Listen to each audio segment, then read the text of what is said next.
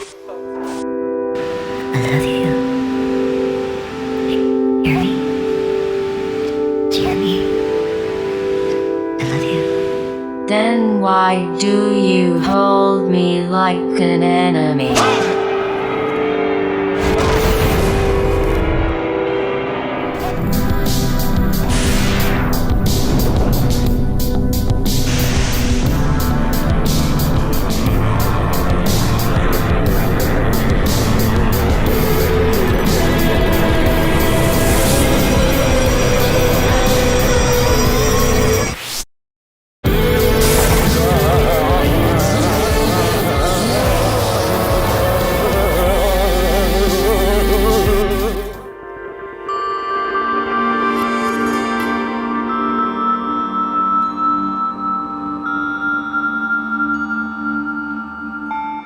Our world is an inversion of what it should be.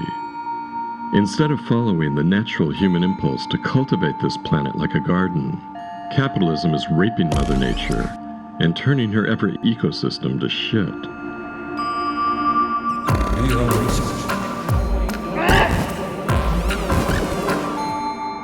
Industrial agriculture has thoroughly poisoned our farmlands and waterways.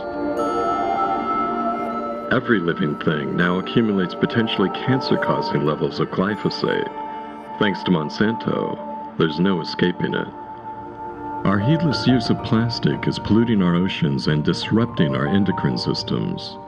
Chemicals that make plastics more flexible, called phthalates, also leach into human bodies, making men sterile while shrinking their genitals.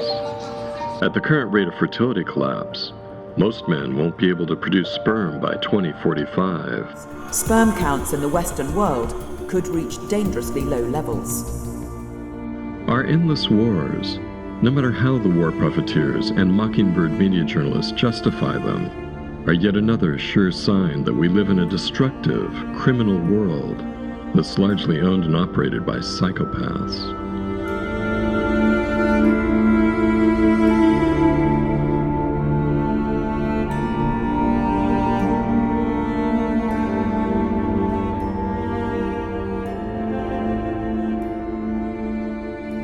Most of us, outside the predator class, seem to abide by a hazy set of ethical principles, like be a good neighbor.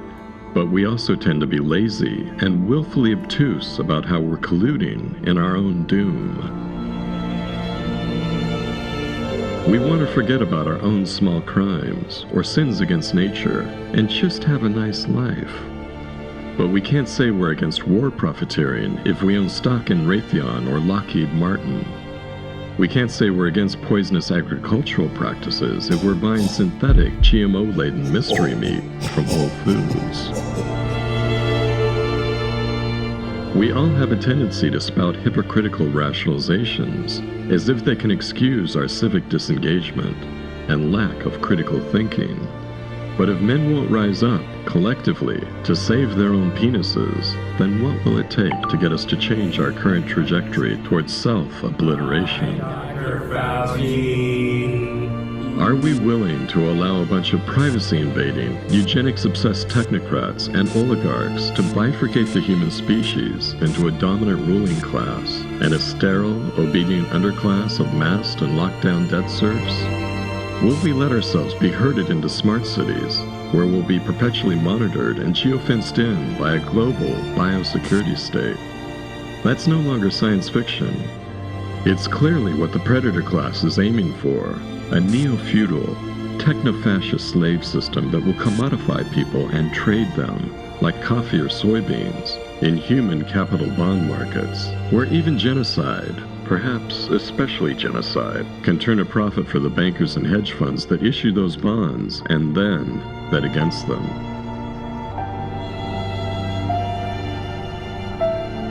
This amounts to a war against most of humanity, and we won't be able to win that war if we don't understand the strategies of the other side. From a spiritual perspective, I'm not even sure if winning is entirely the point. Some people refuse to give in to tyranny, no matter what the cost, because they're sovereign individuals who are free by divine authority. They can take cold comfort from Rilke's words in The Man Watching. Winning does not tempt that man. This is how he grows. By being defeated decisively by constantly greater beings.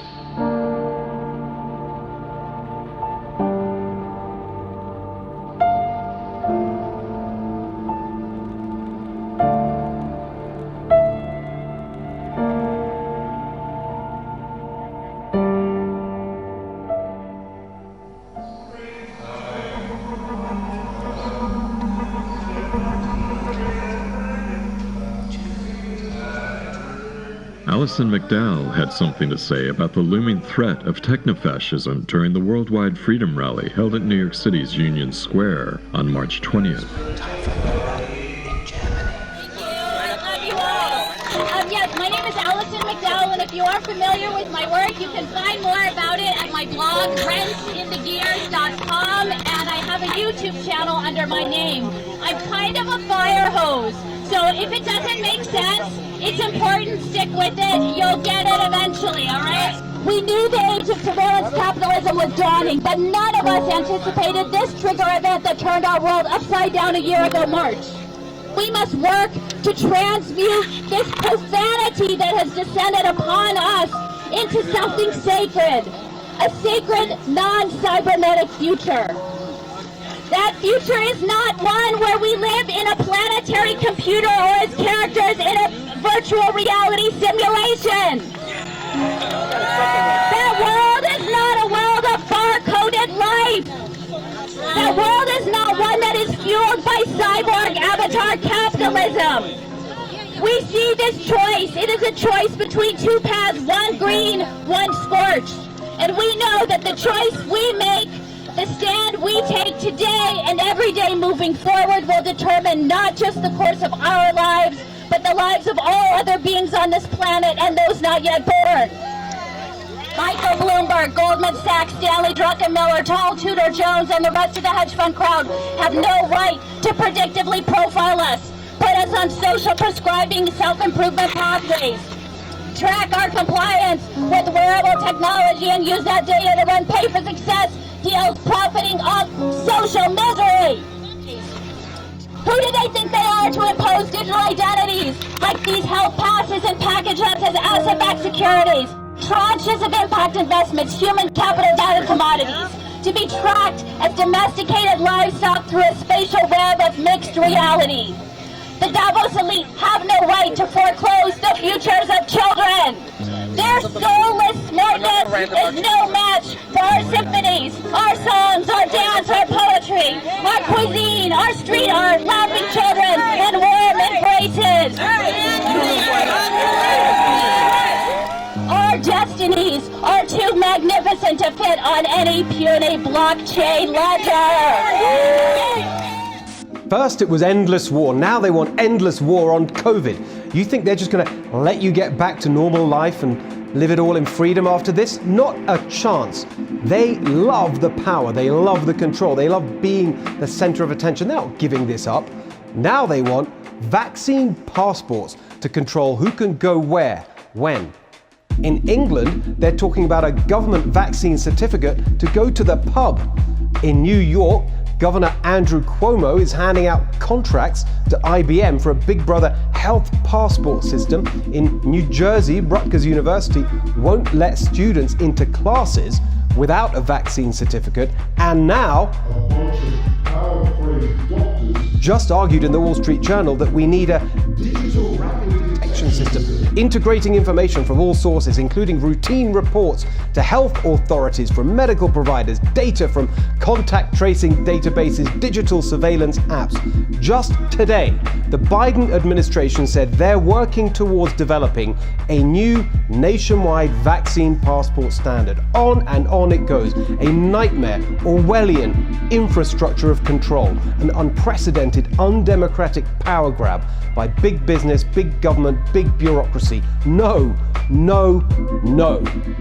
Here to react, author of The End of America, a letter of warning to a young patriot, Dr. Naomi Wolf. So excited that you could join us tonight. I'm just going to hand it over to you. What do you make of what we're about to see? Thank you, Steve. I'm really happy to be here. I am not overstating this. I can't say it forcefully enough. This is literally the end of human liberty in the West if this plan unfolds as planned. Vaccine passport sounds like a fine thing if you don't understand what those platforms can do. I'm CEO of a tech company. I understand what this platform does. It's not about the vaccine. It's not about the virus. It's about your data. And once this rolls out, you don't have a choice about being part of the system. What people have to understand is that any other functionality can be loaded onto that platform with no problem at all. And what that means is it can be merged with your PayPal account, with your digital currency. Microsoft is already talking about merging it with payment plans. Your networks can be sucked up. It geolocates you everywhere you go. Your credit history can be included. All of your medical history can be included. This has already happened in Israel. Yeah. And 6 months later, we're hearing from activists that it's a two-tier society and that basically activists are ostracized and surveilled continually. It's the end of civil society. And they're trying to roll it out around the world. And it is absolutely so much more than a vaccine pass. I cannot stress enough that it has the power to turn off your life or to turn on your life, to let you engage in society or be marginalized. And by the way, the last thing I'll say, IBM has a horrible history with Nazi Germany. Its subsidiary created a kind of precursor of this with punch cards that allowed the Nazis to keep lists of, again, a two-tiered society, Aryan and Jew, in such a way that they could round up Jews, round up dissidents, round up opposition leaders very, very quickly. It's catastrophic. It cannot be allowed to continue. Vera Sharav, a Holocaust survivor and highly respected activist in the field of medical ethics, also shared her thoughts at the Worldwide Rally for Freedom, noting the similarities between our current pandemic push toward medical tyranny and the medical abuses that occurred in early Nazi Germany. I was 3.5 years old when my world collapsed. Nazi propaganda demonized us Jews as spreaders of disease. We were stigmatized as a menace to public health. We were forced to wear a yellow Star of David to identify us so people could throw stones or whatever. We were evicted from our home, deported, and herded into a concentration camp where my father died of typhus, which was an infectious disease that was rampant in the unsanitary, overcrowded conditions of the ghettos and concentration camps all over. It's not enough to say never again. In the 1930s, the German people succumbed to totalitarianism. If we don't fight for our freedom, we will lose it, and it will happen again. That's right. And it'll be a global Holocaust. Our survival as free human beings is on the line right now. During the Holocaust, the corporate elite profiteered from every process. Every murderous process was profitable for them. The current repressive and fearful atmosphere has, of course, brought memories, very painful memories. To live to see again the fear and to know what is possible, what is probable unless we do something, is terrible. Isolation and mandatory masks are insidious psychological weapons. They demean our dignity as human beings. Mask mandates are the symbolic equivalent of the yellow star. The real virus, my friends, is eugenics. Yes, it is. Eugenics is the source of the evil. That is the ideology. That is a racist, elitist ideology that sees most of us, most of humanity, as being beneath them. They regard themselves as, the Germans called it Übermenschen.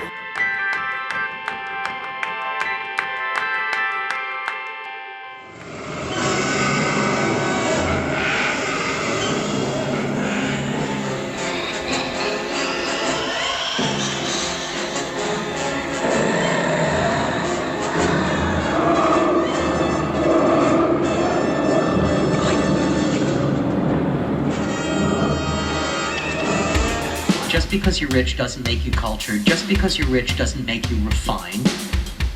Being rich means you're rich.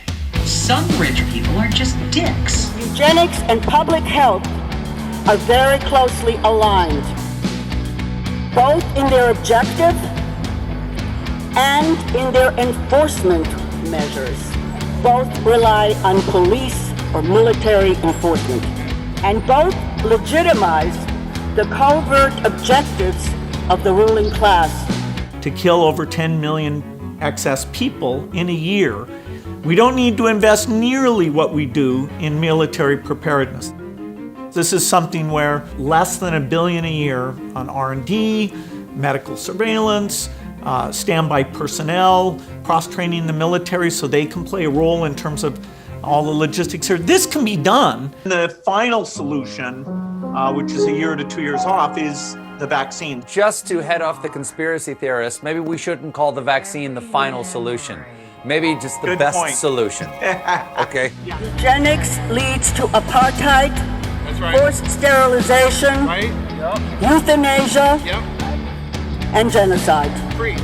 The most important lesson of the Holocaust is how medicine can be perverted from its healing, humanitarian focus to becoming an instrument of genocide. T4 was the first mass medical murder project in history. In case you don't know, Operation T4 was another inversion, this time of the Hippocratic Oath. In Germany in 1939, for the first time in the history of humanity, doctors would willingly participate in the deaths of their own patients. How did this happen? Science without conscience is but the ruin of the soul, wrote Rabelais.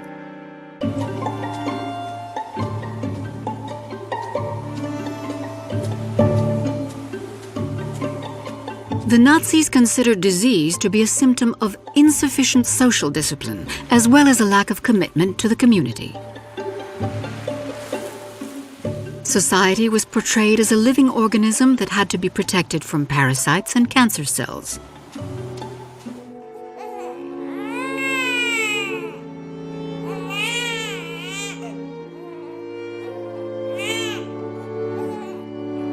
The people's community must be pure in order to achieve the ultimate goal, which was to preserve the master race. With their slogan, "You must be healthy for the people and the state," with their obsessive emphasis on youth, health, and work, the Nazis turned illness into a crime. In the psychiatric hospitals, films were made of those patients who exhibited the most striking physical anomalies. They were deliberately presented and lit in such a way as to elicit a sense of horror in viewers. As a result of this kind of propaganda, public opinion turned against the disabled.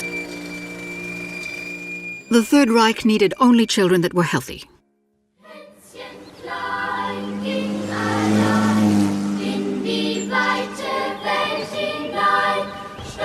Everybody had to be fit, physically and mentally. There was no room for anybody else. This was not a Nazi idea. This ideology, eugenics, racial hygiene, existed long before Hitler. The eugenicists in the 1920s in particular, and even before, had already prepared the ground. The German medical profession were only waiting for Hitler so they could carry out this incredible plan. If you couldn't perform to a certain standard, if you did not perform something worthwhile for society, then you had no right to live. In the spring of 1939, Hitler gave orders to set up a program designed to eliminate people who were considered mentally or physically disabled. This operation was to be kept absolutely secret. Hitler put his personal physician, Karl Brandt, in charge of organizing it, together with Philipp Buhler, chief of the chancellery, who in turn appointed his deputy, the Nazi official Victor Brack, to implement the plan. Brack estimated that 70,000 people would have to be eliminated. In August 1939, an administrative structure was created to oversee this operation, and it was christened the Charitable Foundation for Institutional Care. It was set up in Berlin in a villa that had been confiscated from a Jewish family. The villa's address was Tiergartenstrasse 4, hence the code name given to this extermination program, T4. The T4 officials held the first of a long series of meetings in a room in the Chancellery. This conference is the first time in the whole of history of mankind where doctors were plotting to kill their own patients, completely against the Hippocratic Oath. A circular sent out by the Ministry of the Interior now required maternity hospitals and pediatric wards to report children under the age of 3 with any kind of malformation or mental disorder. The succinct one-page evaluation forms were read and annotated by doctors who never saw their victims. A plus sent them to their death. A minus spared their lives.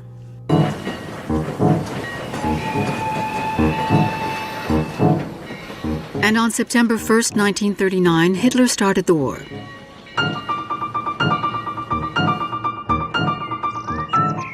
The last phase of Operation T4 could now be implemented. The process of eliminating the disabled began. At the psychiatric hospital in Gurdon, as well as in other centers, children were killed first, either by injecting them with an overdose of phenobarbital or by letting them starve to death. The program was soon extended, just as covertly, to include adults. In the summer of 1941, while Jews were already being rounded up and gunned to death in Eastern Europe, the officials in charge of the final solution were looking for an industrial method of mass extermination, and in so doing, they would make use of the experience gained by the T4 crews. Without the full support of physicians, scientists, and nurses, the Holocaust, as it unfolded, could never have happened. The first victims of the Holocaust were German medical doctors selected children whom they deemed unworthy of life. And the children were medically murdered in accordance with doctors' orders. Now get that, how perverted. Doctors' orders. We always think of doctors' orders as being for our benefit, to heal us, but it can be turned around. The pool of victims was expanded to the mentally ill, the disabled, and then the nursing home residents. More than 300,000 German children and adults were medically murdered under T4. In 2020, officials in the wealthiest nations in the Western world, Europe, Australia, the United States, and Canada, issued orders that essentially condemned nursing home people to death. Arrest Cuomo! Yes. I'm getting there. Yes. Before Andrew Cuomo issued his executive order on March 25th, he predicted that the virus would be like fire through dry grass. The dry grass are the human beings. His order extinguished more than 15,000 New York nursing home residents. He lied and concealed the numbers. So I guess he knew that he was responsible. Guess what the corporate media did? The Media Academy awarded him an Emmy. Awarded him an Emmy for his performances, daily briefings they called them. It was propaganda. What am I going to do with 400 ventilators when I need 30,000? You pick the 26,000 people who are going to die. It's disrespectful of people not to wear masks. And should there be sanctions? Yes. Yes. Because it is a public health emergency, and I think there should be a penalty. Because you could literally kill someone. Every press conference sounds like he's shaking down a pizza parlor in Bensonhurst for protection money. It is now my distinct pleasure to present the 2020 International Emmy Founders Award to Governor Andrew Cuomo. The end is all that we have fixed. Somebody had a plan.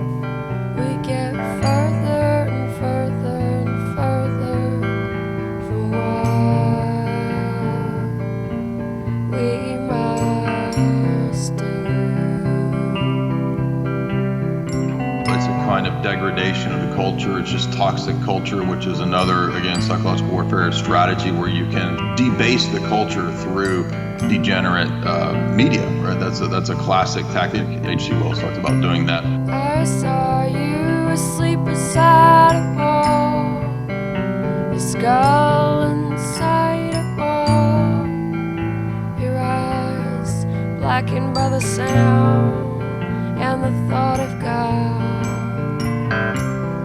Where should I hang my head?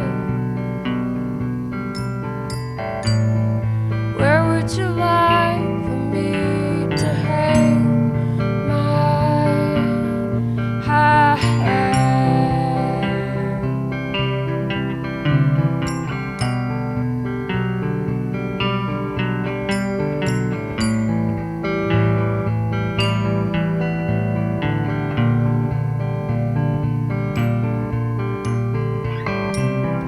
One absence of truth, the one horrible thing I saw, what you truly wanted to become, and who you thought I was, the fall, the frame up runs deeper than the brain, goes all the way down those tracks. Everybody bow your head for the greatest inspiration, a complete contradiction of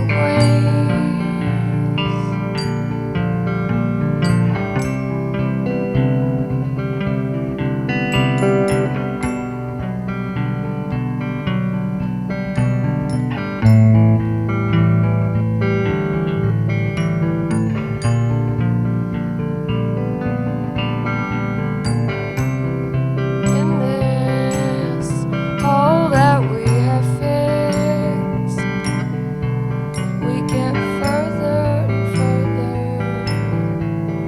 from what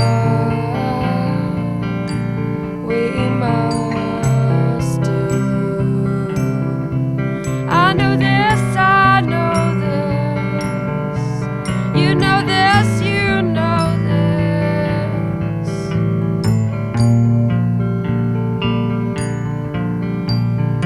Beyond this hole that we have fixed, we get further and further and further from what we must do.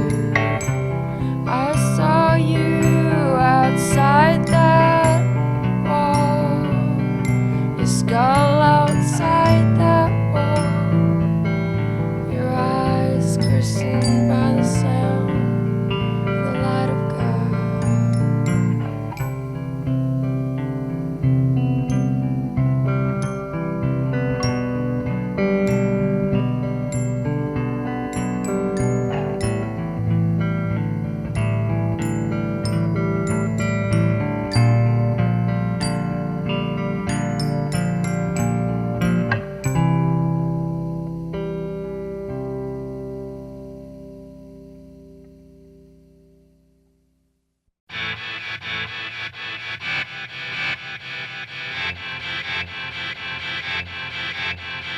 I can't use what I can't abuse.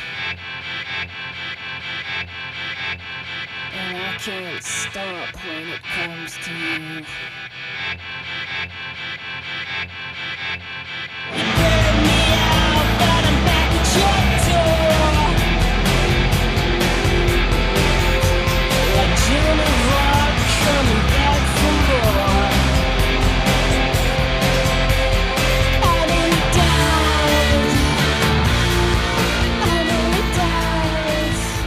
It might seem easier at the moment to imagine the end of the world than to imagine the end of capitalism.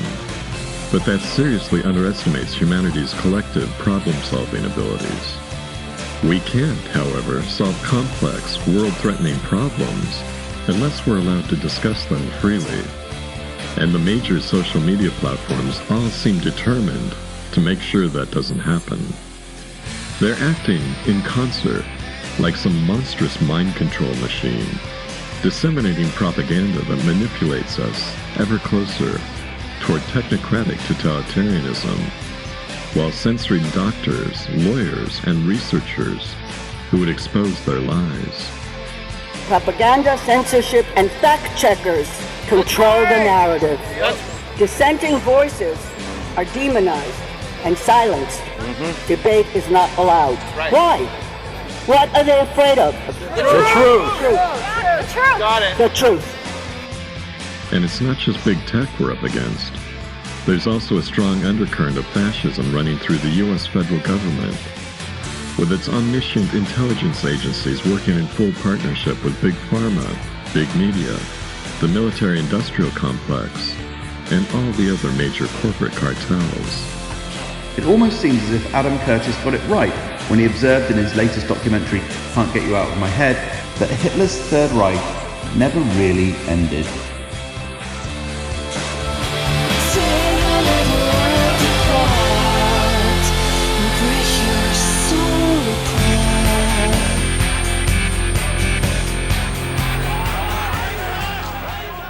Horst Mahler and other radicals began to think that the problem was far deeper than just individual Nazis. That maybe the whole Nazi system had also survived and was hiding behind the facade of modern capitalism. They argued that the very system of industrial rationality and bureaucratic control that had made the Nazi state so efficient had simply mutated. It had been taken up by the victors, above all by America, and was now being used to run the new global capitalism and the multinational corporations that were ruthlessly exploiting what was called the Third World. Anything that stood in the system's way was bombed or burnt, with weapons created by the same rational industrial techniques that made the mass consumer goods. But the people in the West couldn't see this, because they had been led into a dream world that used mass consumerism and sexualized imagery to entrance and distract everyone. Und zauberhaft schön. Die Randlosen. Strumpfhosen von... In reality, it was an iron cage, designed to look like an open and free welfare state, a false state of peace that was built really on horror and war.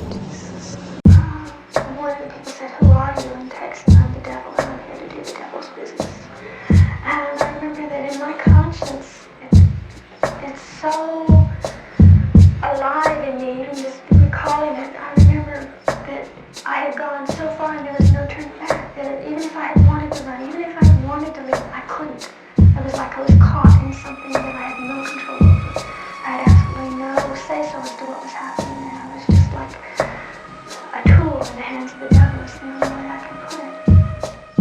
Operation Paperclip is often cited as the U.S. intelligence program that brought the Nazi system to America. President Truman authorized the Paperclip program in 1946 to bring German scientists to work in America after the war, while specifying that it should exclude anyone who had been found to have been a member of the Nazi Party and more than a nominal participant in its activities. But when the War Department's Joint Intelligence Objectives Agency began conducting background checks on the scientists, they found out that all their top picks were ardent Nazis. Not wanting to send those scientists back to Germany, where they could be poached by America's enemies, the Office of Strategic Services brought the problem to the attention of their man in Switzerland, Alan Dulles, who was consulting with Dr. Carl Jung around that time and would later become the CIA's first and longest-serving civilian director. As far as I know, we don't engage in assassinations and kidnappings and things of that kind. Dulles teamed up with a high-ranking Nazi intelligence leader, General Reinhard Gehlen, and other like-minded individuals to scrub the scientists' dossiers of all incriminating evidence. And that's how we ended up with Werner von Braun, Roberta Struwwelder, Walter Dornberger, and all those Josef Mengele-inspired sadists who pitched in on whacked-out CIA umbrella projects like Operation Artichoke and MK Ultra. In my Crash Gordon series of novels, I suggested that the Nazi ideology of the paperclip scientists might have acted as a psychic contagion, infecting the quasi-autonomous hive mind, or egregore, of the CIA. The Germans even have a word for that sort of egregoric transmutation brought about by an ideological virus. They call it Weltanschauungskrieg, which roughly translates as worldview warfare.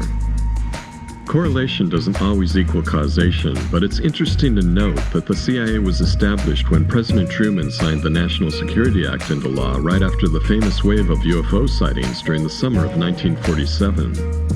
Many of the CIA's earliest agents were recruited from the OSS, so packed full of members of the East Coast financial establishment that the acronym was jokingly said to stand for "Oh So Social." So essentially what you had with the founding of the CIA was a bunch of Nazis and Wall Street investment bankers and lawyers working together while rumors of a potential alien takeover swept the planet. Whoa, did you see that wave?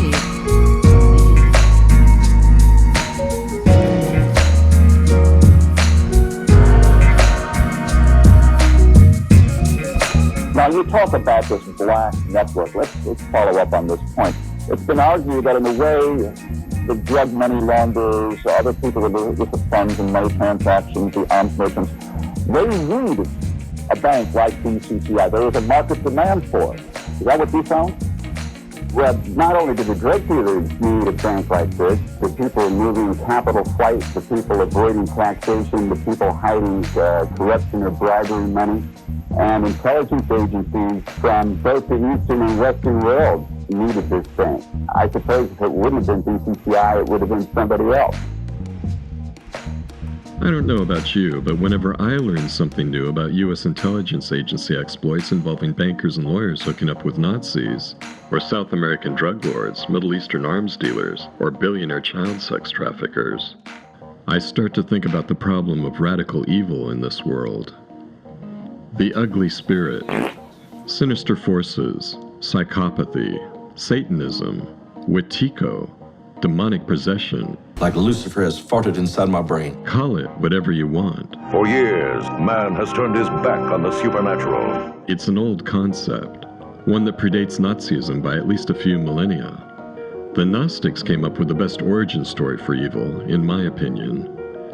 They believed this calamitously inverted world was created by a hostile, jealous god, known as the Demiurge, who rules it maliciously with the help of interdimensional mind parasites known as archons, who stoke our pain and mental anguish so they can psychically consume it. I know that sounds a little out there, but it can explain a lot if we're willing to take a hard look at how the world really operates.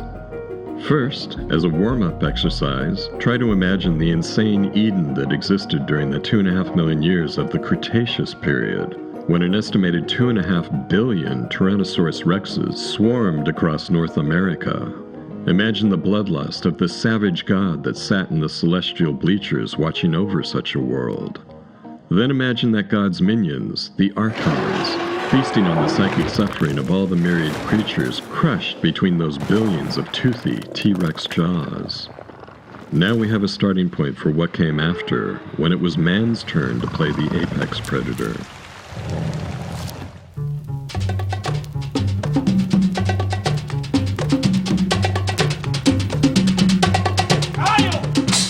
Man's rise to earthly dominance is a never-ending story of ecocide, rape, murder, and theft. Modern civilization has been predicated on killing our own kind and creating exploitive systems of control. Empires have always served an archontic agenda, even, or perhaps especially, the British and American empires. They maximize existential dread and suffering throughout the Demiurge's creation by violating the sovereignty of other nations and people, while taxing their own domestic populace to pay for the wars that will only benefit a parasitical few in black networks, who are willing to harm the many. Those methods of harm vary: slavery and sex trafficking, drug pushing and environmental poisoning, stripping the land of natural resources, introducing inflation-prone fiat currencies, but there's no need to get lost in the details. One example of the madness of our species should suffice. I'm thinking of the global opium trade in the 19th century and how it relates to 21st century surveillance capitalism.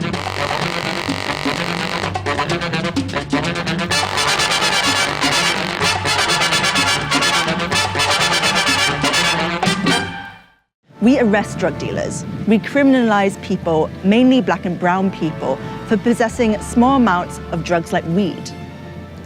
We do this because drugs are bad. Unless, of course, it's your government that's dealing the drugs.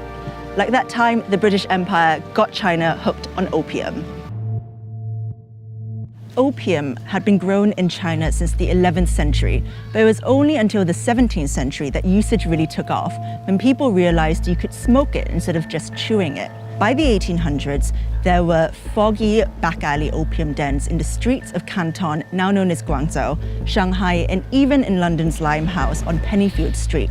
In the early 19th century, Chinese exports like silk, ceramic, and tea were hugely popular in Britain. Opium was one of the few things that British Empire could trade back.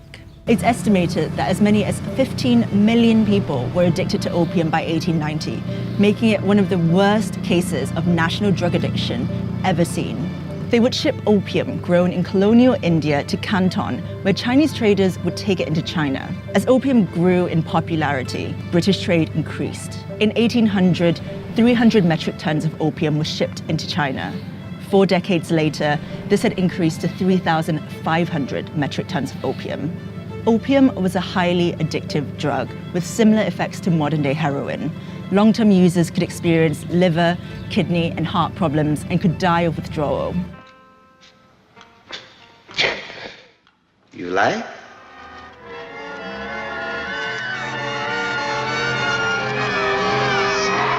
Into the great yawning darkness, be sacrificed.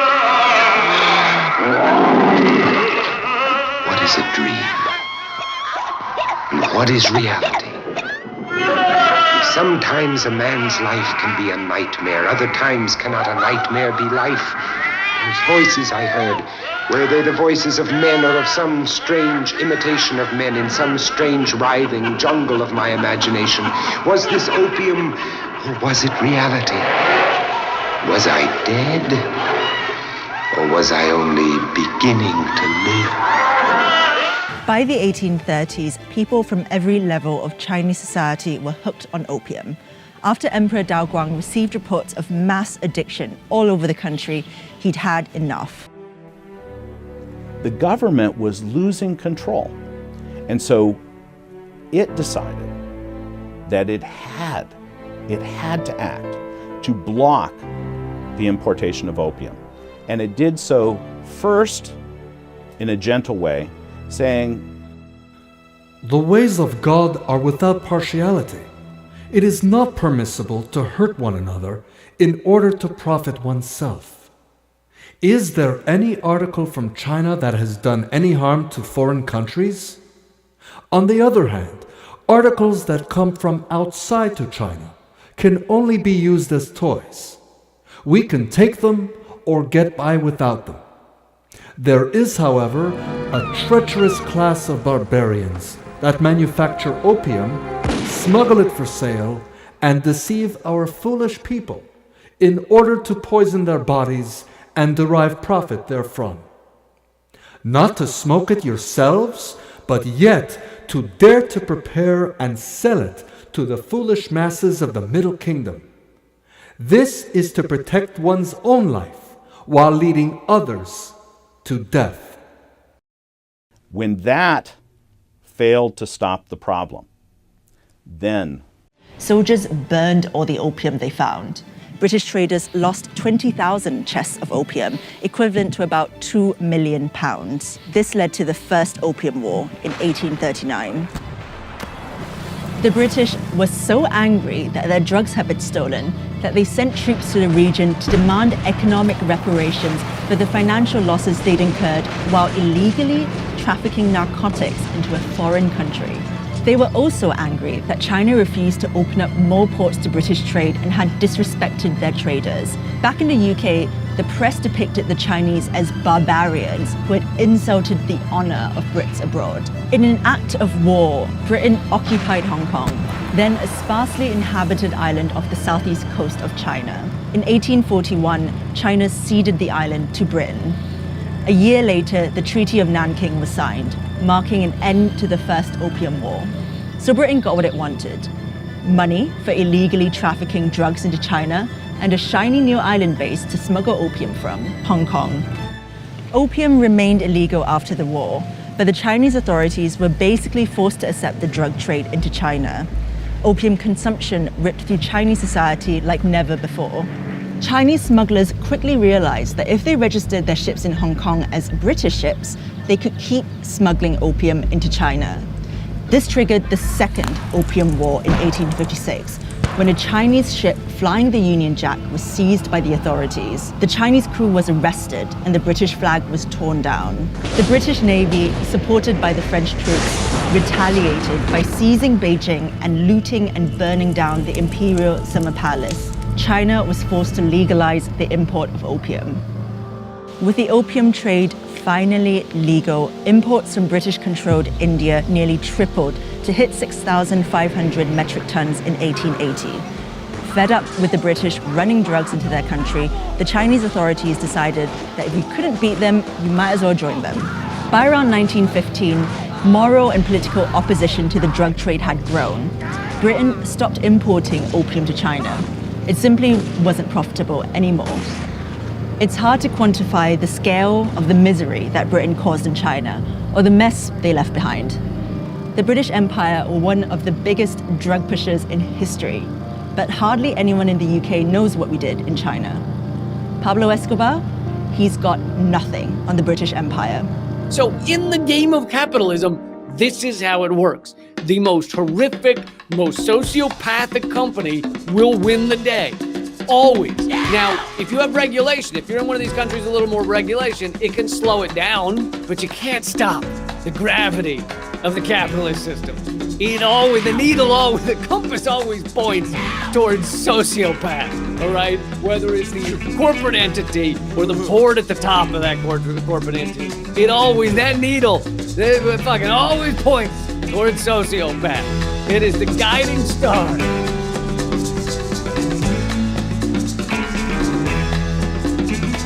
Please allow me to introduce myself.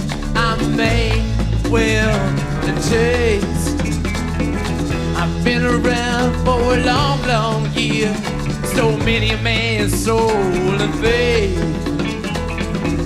I was around when Jesus Christ had his moment of doubt and pain.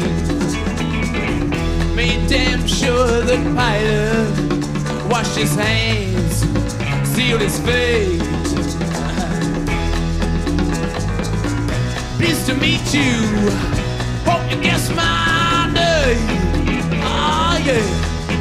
But what's puzzling you is just the nature of my game. There's a certain class of implacable, intergenerational predators that has always been with us. They won't leave us alone because they're arrogant enough to believe they're superior to the rest of humanity, for whatever lame reasons. Maybe because they were born into families with incredible wealth and/or political power. Maybe because they went to Harvard, Yale, Princeton, Stanford, Oxford, or the London School of Economics. Hope you guess my name. You'll never submit to a breed of parasites.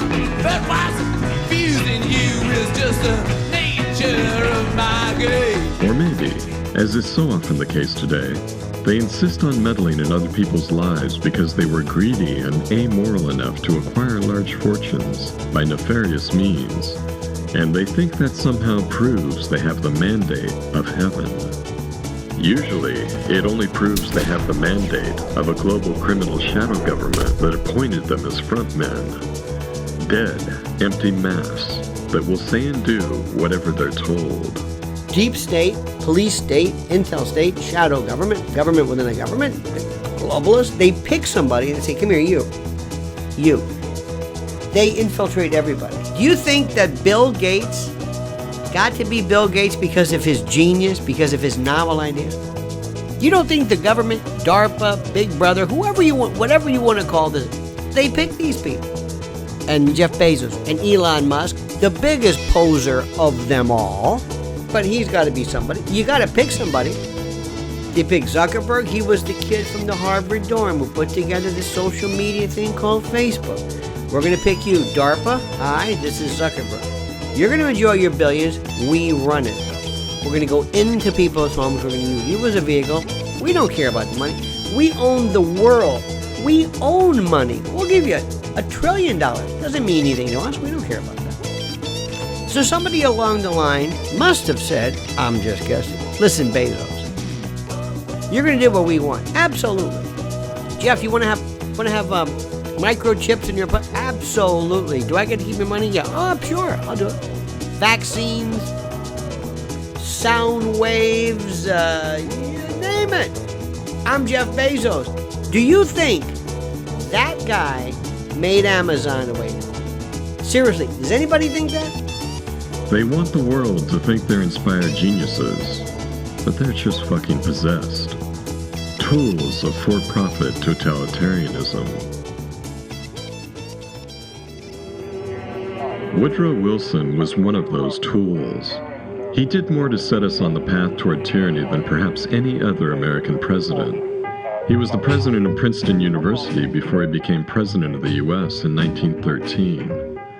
That same year, on December 23rd, he signed the Federal Reserve Act into law, which put the fate of U.S. currency into the hands of a private banking cartel of Wall Street insiders who own and control the Federal Reserve System, thus enabling them to orchestrate the huge wealth transfer heist from America's middle class that we've been seeing ever since. The Federal Reserve's ostensible purpose was to prevent future economic depressions, but the Fed bankers would soon prove how ill-suited they were for that task, with the Depression of 1920 and the Wall Street crash of 1929. Wilson also signed the Revenue Act of 1913 into law, which imposed a federal income tax on Americans shortly after the ratification of the 16th Amendment. Bankers knew that this tax would ultimately end up in their pockets. As Mayor Rothschild said, "Give me control of a nation's money supply, and I care not who makes its laws." He knew that he and the other bankers would now control the laws of the nation. Government gave these bankers one of its most important powers, and now had to borrow money from them and pay interest to finance the government. So the American people were forced to lower their standard of living and pay a graduated income tax to the government, just so the government could give these bankers more profits. By 1918, the government's income tax revenue had surpassed $1 billion. By 1920, with Wilson still in office, it topped $5 billion. Now it's in the trillions. As P.J. O'Rourke has written, "Giving money and power to government is like giving whiskey and car keys to teenage boys. Every government is a parliament of whores. The trouble is, in a democracy, the whores are us." What did Wilson do with all those tax dollars, you might be wondering? Well, for starters, that self-righteous twat went on a splurge to impose his racist, hypocritical ideas about the new freedom on the rest of the world. Like some rabid imperialist descended from Genghis Khan, he sent American troops to topple governments in Cuba, Haiti, Nicaragua, Honduras, Panama, Mexico, and Russia. As the historian Stephen Kinzer describes it, no other president invaded as many countries as this sworn promoter of self-determination. Like his predecessors and successors, Wilson insisted he was doing it for the good of the target countries. Americans would leave them alone, he promised, as soon as they learned to elect good men. That meant, of course, men who would place the interests of the United States above the interests of their own countries. Wilson made so many bad decisions in such short order that you have to wonder if he was being blackmailed by bankers or possessed by archons. He ran for re-election in 1916, campaigning on the dubious slogan, "He kept us out of war." But right after winning a second term, he made the dick move of asking Congress to declare war against Germany.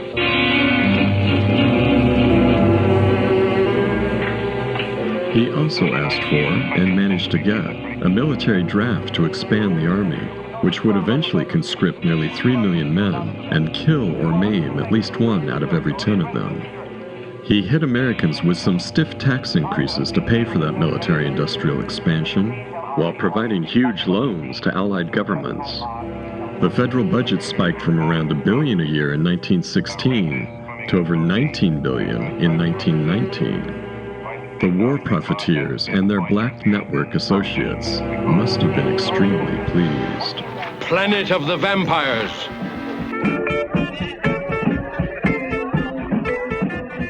Some historians have suggested that Wilson was being blackmailed over his affair with Mary Peck, a saucy, soon-to-be divorced woman who met Wilson on a vacation to Bermuda in 1907, while his first wife, a depressive named Ellen, was back at home nursing their sick daughter and preparing to die herself from kidney disease. If those blackmail allegations are true, Wilson certainly wouldn't be the only blackmailable president we've ever elected. I'm a horny president. Although who needs blackmail now, when the gears of government are greased by a system of legalized bribery that results in a pay-to-play kakistocracy? You might think that handing over the country to a bunch of bankers, taxing the shit out of its citizens, blowing a huge hole in the federal budget, and getting the military mired in conflicts all over the world would be enough. But Wilson's priggish fuckery was far from over. In 1917, he established the first modern propaganda office, the Committee on Public Information, under a journalist named George Creel. It was intended to manipulate the minds of Americans into being more gung-ho for war and their own enslavement. Creel tackles the war effort as a plain publicity proposition, the world's greatest adventure in advertising. It will be an all-star production, offstage and on.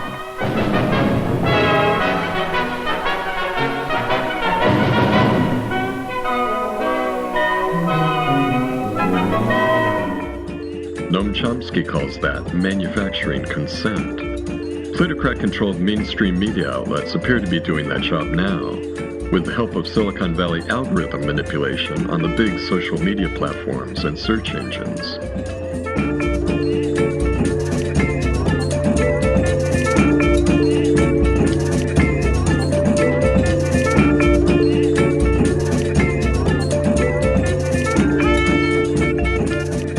It's also worth noting that Wilson signed the Espionage Act of 1917 into law, which has since been perverted to prosecute war crimes whistleblowers like Daniel Ellsberg, Chelsea Manning, and Julian Assange. We have free media, we have freedom of speech. But if you raise this question, can I ask you also one? How do you assess what happened to Mr. Assange? Is it a reflection of free media in your country? We're not here to discuss no, my let's country. Discuss. No, let's discuss. No, President In order Aliyev. to accuse me, saying that Armenians will not have free media here, let's talk about Assange. How many years he spent in Ecuadorian embassy? You did it, not us, and now he's in prison. So you have no moral right to talk about free media when you do these things. In the aftermath of World War I, the so-called Red Scare was used by Wilson's administration to smear and blacklist anti-war activists and other perceived enemies of the state by labeling them as Bolsheviks, in much the same way that McCarthyism's commies and pinkos and Russiagate's Putin puppets would be used later. Don't be wowed by his toxic shirtless masculinity or his judo skills. He is a silent killer and a former KGB officer who has raped his own country for profit and silenced those who oppose him. Look, Putin, from everything I see, has no respect for this person. Well, that's because he'd rather have a puppet as president. The oligarchs of the era cynically started making use of the Red Scare to arrest union leaders and erode the gains that labor movements had made during the war. But Wilson couldn't be bothered to stop that betrayal of America's working men and women. He'd made it to Princeton, after all. The undereducated could go to hell. Finally, in the last grand parallel to a global criminal shadow government conspiracy that's right in our faces today, the Spanish flu pandemic swept across the globe during Wilson's final years in office, killing millions, including my paternal grandmother's brother Gordon, who died from the flu during his sophomore year at Stanford. But again, Wilson couldn't be bothered to do anything about it. By then, he was spending most of his time screwing around in Europe, where he was a prominent promoter and architect of a one-world government plan known as the League of Nations. Its ostensible purpose was to prevent future wars, but the League of Nations member countries would soon prove how ill-suited they were for that task when World War II came along. No one knew that at the time, though, so Wilson was awarded the Nobel Peace Prize for his efforts in 1919. History rarely repeats itself, but it often rhymes. And Woodrow Wilson wouldn't be the last U.S. president to be awarded a Nobel Prize for doing more to start wars than to end them. We tortured some folks. If you know the history of the man behind the prize, Alfred Nobel, the inventor of dynamite and an obscenely rich owner of a late 19th century cannon factory, then those awards only seem fitting in this inverted world, where the devil looks after his own. My fiery cheeked little death merchant. Death to the fascist insect that preys upon the lives of the people.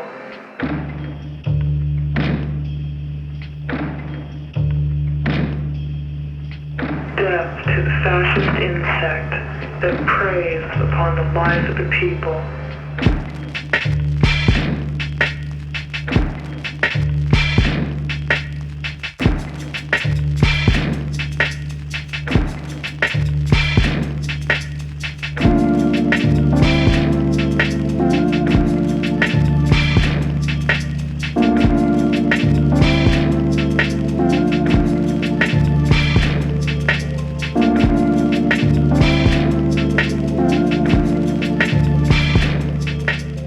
For those who study satanic inversions, it soon becomes apparent that most of the world's wealthiest families have emerged from a matrix of ruthless psychopathy, military-industrial media intelligence skullduggery, and black network banking. What they're looking to do is move to traditional government functions being run by corporations and using technocracy to be able to extract all the benefits of new technology and all the benefits of any production by the general population. What they're saying is we want 100% of the economic value and we want 100% control. And we're going to use new technology to basically extract that. And this is how bankers can run the whole shebang and extract, taxation without representation. That's what they're up to. It's important for people to understand that the shift to electronic government will just be really automated and then potentially integrated with smart city sensor networks, right? Which are embedded within global policing systems and surveillance systems. Well, they're talking about total control. So I don't know if you saw this presentation. I keep describing it. The IMF had a panel with Carstens and Powell. So Carstens is the general manager of the BIS, and Powell is the chairman of the Federal Reserve. And Carstens mentions, the beauty of CBDC is if you don't want a foreign citizen transacting in your CBDC, you can just turn them off. Yeah. And of course, what that meant is you can turn all your citizens off one by one if you want to. Yeah. So Powell is like backing up and saying, don't mention that. Right. But it's all running on the telecoms. It's the SIM cards in your cell phone. And they've got sniffer drones. They'll just, are you somewhere you're not supposed to be? Whoop. We're coming into an inflection point where their goal is to reduce hundreds of millions of people to poverty. Yeah. And they need a way to engineer that, and they need a way to manage it. And that's what they're trying to do is come up with a model, because remember, they're using our taxes and our retirement savings to engineer it.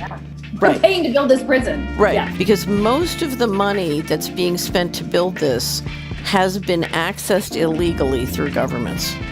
So their management of the government resources has been criminal, and there are massive violations of the law. Time and again, my research has confirmed Honoré de Balzac's observation, as interpreted by Mario Puzo in an epigraph for The Godfather, that behind every great fortune, there's a crime. And yet these same families almost invariably end up sponsoring eugenics programs, as if they believe a legacy of ill-gotten riches makes them uniquely qualified to decide who among us should survive and who should die. The Rothschilds, the Rockefellers, the Bush family, and the Bronfmans, they all fit into this template, where capitalism shades into organized crime. We can do anything we want. William Devil Bill Rockefeller was a notorious horse thief, bigamist, serial rapist, and purveyor of quack cancer remedies. Devil Bill begat John D. Rockefeller, who would grow up to become the Rothschild finance monopolist of Standard Oil. By 1890, he would control roughly 90% of all the refined oil flows in the U.S., thereby making him the richest businessman who ever lived. In 1901, John D. Rockefeller's only son, John Jr., married Senator Nelson Aldrich's daughter, Abby. As a key figure on the influential Senate Finance Committee, Aldrich oversaw the nation's currency.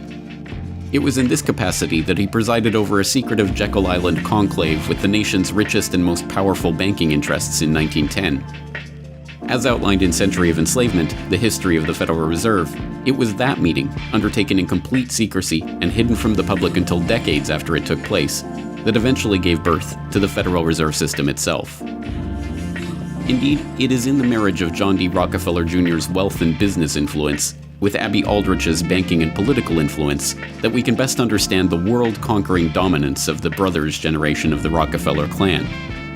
Abby and John Rockefeller Jr. raised 6 children together, among them UFO-chasing Lawrence, politically minded Nelson, a 4-term governor of New York and the nation's vice president during the brief reign of Gerald Ford, and that sly, ultimate insider, David, who would become the chairman of the Council on Foreign Relations and the CEO of Chase Manhattan Bank, the largest credit card issuer, or financial bloodsucker, in American history. In the meantime, the Rockefellers were conspiring with the Carnegies to replace natural plant-based medicines and holistic practices with petrochemical-based big pharma products that could be patented and sold for huge profits. The Rockefeller Foundation and the Carnegie Institution would also become major funders of the Eugenics Record Office at Cold Spring Harbor on Long Island, and the Kaiser Wilhelm Institute in Germany, where Ernst Rudin and other Nazi eugenicists got their start in the 1920s. I just want to get out of here and see everyone again. Alle Nationen haben sich mit einer außergewöhnlich großen Menge an minderwertigen, schwachen, kranken und Verkrüppelten abzugeben. Nur durch kluge Gesetze über Sterilisation würden wir auch in der Lage sein, den vernünftigsten Weg der Zeugung herbeizuführen. The Rockefellers even funded the program that Josef Mengele worked in before he slithered off to Auschwitz. They'd go on to fund the CIA's assorted mind control projects and Operation Gladio as well. And I think that you've been taking this whole thing a lot more seriously than the police and the FBI and other federal people have been taking it. Around the same time that John D. Rockefeller seized U.S. media, he also hijacked U.S. medicine. When it was discovered that drugs could be produced from petroleum, America's top oil mogul ordered his army of propagandists to invert reality accordingly. Medicines used for thousands of years were suddenly classified as alternative, while the new, petroleum-based, highly addictive, and patentable drugs were declared the gold standard. After buying the German pharmaceutical company that manufactured chemicals of war for Adolf Hitler, Rockefeller leveraged his political influence by pressing Congress to declare natural healing modalities unscientific quackery. Rockefeller then took control of the American Medical Association and began offering massive grants to top medical schools, under the mandate that only his approved curriculum be taught. Any mention of the healing powers of herbs, plants, and diet was erased from most medical textbooks. Doctors and professors who objected to Rockefeller's plan were crucified by the media, removed from the AMA, and stripped of their license to teach and practice medicine. Those who dared to speak out were arrested and jailed. When evidence began to emerge that petroleum-based medicines were causing cancer, Mr. Rockefeller founded the American Cancer Society, through which he suppressed that information. Currently, every year, the pharmaceutical industry spends at least twice the amount as big oil to influence laws, policies, and public perception. Thanks to Mr. Rockefeller, the architect of American monopolies, no industry has more power over our lives than Big Pharma. The people in the house were all brought into the living room and tied up, and I remember that Wojtek Bakowski, I believe is his name, I tied his hands with a towel and then was instructed to kill him. Mankind must put an end to war, or war will put an end to mankind. Prescott Bush was the Nazi-friendly founder and director of the Union Banking Corporation, which was seized under the Trading with the Enemy Act during World War II. And when the U.S. grabbed the bank, he protested. He said, "Wait a minute, that's my bank." Hoover said, "That's right, no mistake, you're a Nazi, you run a Nazi bank." Now, let's not exaggerate. You run a bank for the Nazis, they tell you what to do, you do it. Does that make you a Nazi? Just because you follow their orders? Well, yes, it kind of does, doesn't it? And besides, Prescott didn't live in Germany, he lived in America. He had a choice. The principal German business partner in the Union Bank was the most infamous Nazi financier, Fritz Thyssen, an early enthusiastic and vitally important supporter of Hitler's. So Hoover knew what he was talking about. Prescott Bush was a Nazi's Nazi. Prescott begat George H.W. Bush, or Magog, to his pals in Skull and Bones, who would grow up to become the CIA finance president of the Zapata offshore company. In a world where personal connection is everything, no one could possibly have a closer personal relationship to the head of hiring for CIA than George Herbert Walker Bush. Bush's first job on leaving Skull and Bones was to work for Neil Mallon, brother under the skin to Prescott, class of 1918. In a letter to White House aide C.D. Jackson, dated March 26th of 1953, now Senator Prescott Bush described Neil Mallon as a very old and dear friend. I might say that Neil Mallon is well known to Allen Dulles and has tried to be helpful to him in the CIA, especially in the procurement of individuals to serve in that important agency. So, you couldn't ask for more powerful evidence that our George Bush was in the CIA when Hoover said that he was. But you can get it. This letter records a meeting between Prescott Bush, George's CIA promoting father, Neil Mallon, the CIA recruiter, and Allen Dulles, the director of CIA, to discuss, quote, our pilot project in the Caribbean, unquote. Now, here you have the two most important men in George's future professional life, his father, Prescott, and the man who trained George in the oil business, Neil Mallon, meeting with the head of the CIA in order to coordinate with the CIA their future plans in the Caribbean. Prescott and Neil Mallon's plans had George at their center. The terrorist raids of Operation 40 involving Hunt, Sturgis, and Marita Lorenz were the CIA's private project in the Caribbean. And a short time after this meeting, at the moment that Allen Dulles began implementing his plan for the CIA invasion of Cuba at the Bay of Pigs, Bush began his independent business career as the sole owner of Zapata Offshore Oil.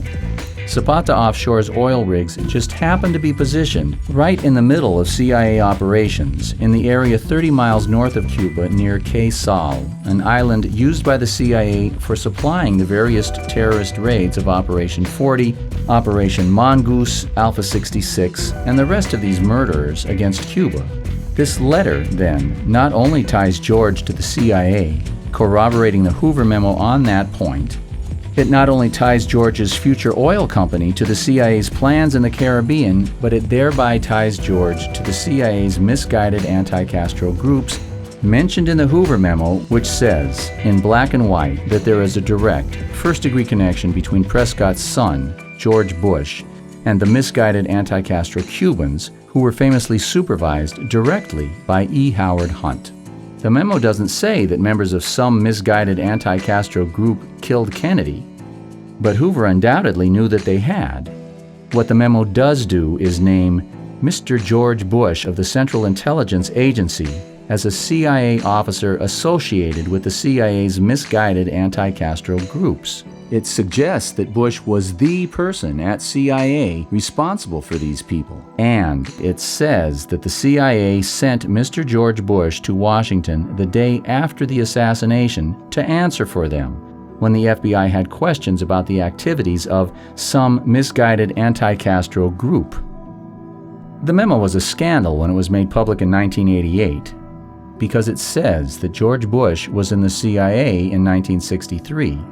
It means that Bush lied, committed perjury when he told the Senate under oath that he had no CIA experience before becoming director in 1974. In the early 1960s, Magog would play clandestine roles in both the Bay of Pigs invasion, or Operation Zapata, and the assassination of JFK, thereby making him the first CIA agent to become a U.S. president.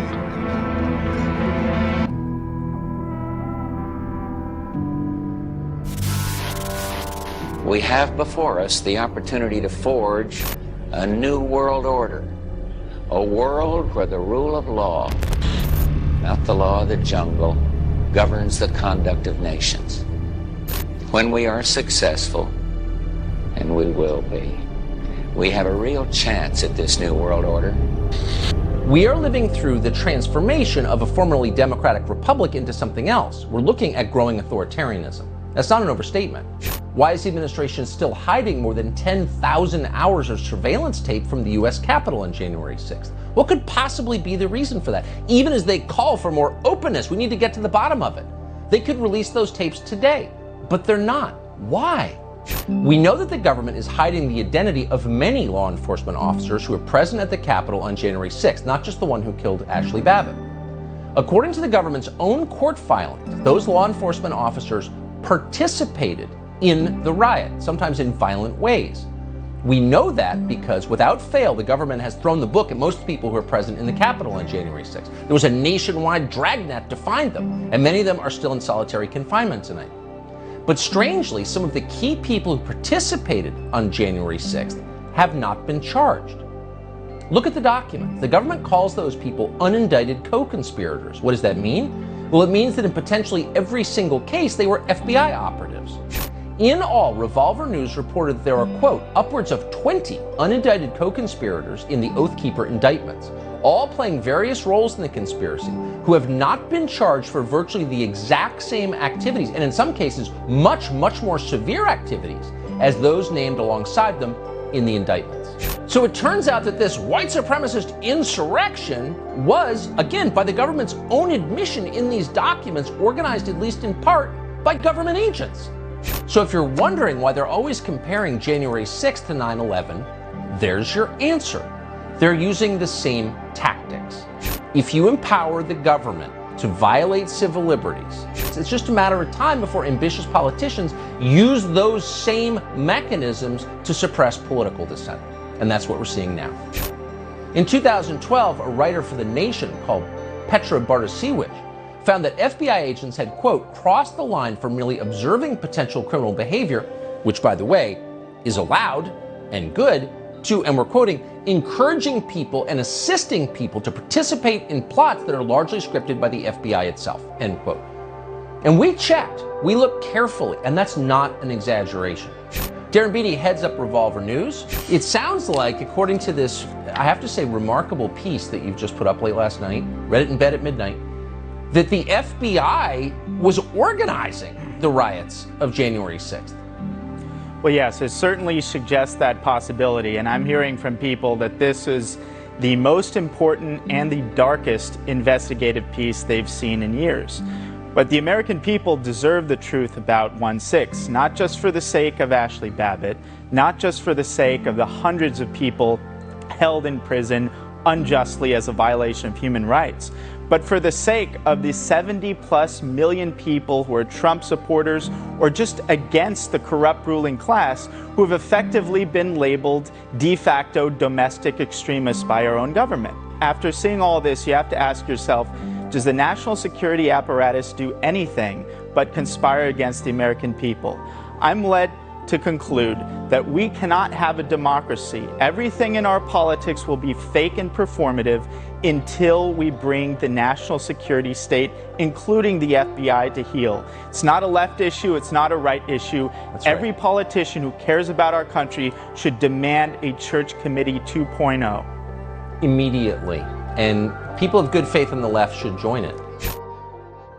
After a deluded gunman assassinated President Kennedy, Magog and his imposing wife Barbara raised 6 children together, among them shady, money-grubbing Neil, a major player in the savings and loan swindles of the 1980s, woefully uncharismatic Jeb, a 2-term governor of Florida who ran a feckless presidential campaign against Donald Trump in 2016. This is a tough business.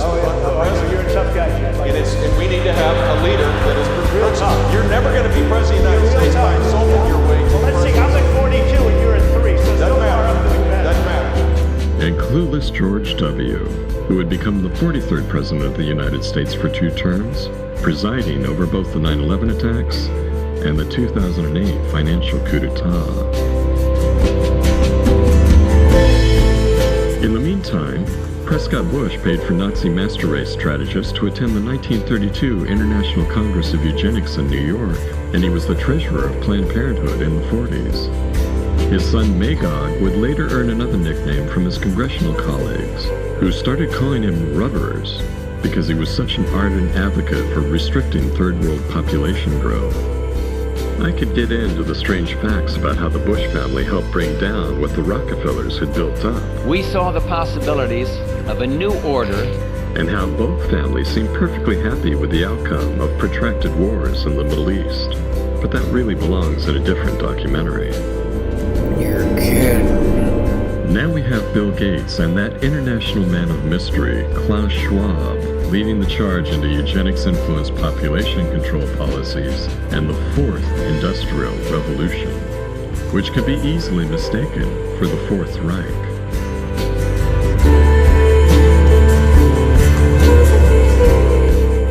Eugen Schwab was the managing director of the German branch of the Swiss engineering firm Escher Weiss, a prominent military contractor that used slave labor to produce essential machinery for the Nazi war effort, including a special turbine used in a Norsk Hydro industrial facility in Norway, where the Nazis were producing heavy water for their secret atomic bomb program.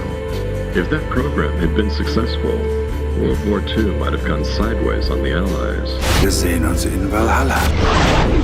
Eugen begat Klaus Schwab, who would grow up to become an ass-kissing Henry Kissinger protege and an assistant to the chairman at his father's firm, where young Klaus spearheaded a push into new medical technology products while maintaining the old business of building and then selling nuclear weapons components to genocidal maniacs.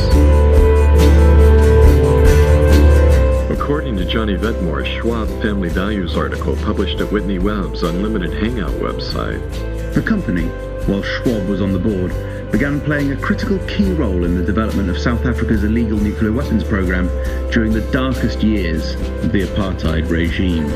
Vedmore went on to write, in the case of Klaus Schwab himself, it appears that he has helped to launder relics of the Nazi era, i.e. its nuclear ambitions and its population control ambitions. While serving in a leadership capacity at Sulzer Escher Weiss, Schwab sought to aid the nuclear ambitions of the South African regime, then the most Nazi-adjacent government in the world, preserving Escher Weiss's own Nazi-era legacy.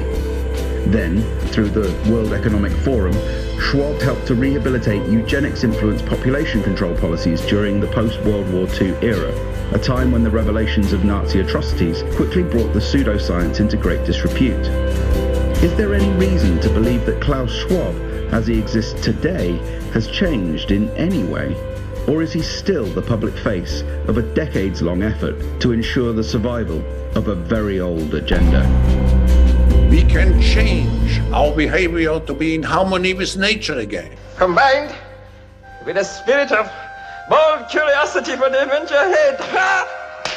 By 1971, Schwab had rebranded himself as the founder and executive chairman of the Davos-based European Management Symposium, which would later change its name to the World Economic Forum, thereby making Klaus the Bond villain-like face of the Great Reset and the Fourth Industrial Revolution. Klaus married a woman named Hilda that same year, and they raised 2 children together, but it's still too early to tell if either one of them will carry on the family's evil empire-enabling traditions. Going by the Rockefeller and Bush examples, it would seem you need to raise 6 children to guarantee that evil will skip a generation. Which brings us to Bill Gates, that Kermit the Frog-voiced carnival barker who's trying to sell us on everything that's screwed up in the world today. Experimental mRNA vaccines, glyphosate, GMOs, shitty software products, recycled turd water, bug protein hamburgers, and sun-dimming technology that will make the Earth's atmosphere more conducive to 5G. Never mind the smart dust you'll be breathing in. They want us to eat bugs and drink shit.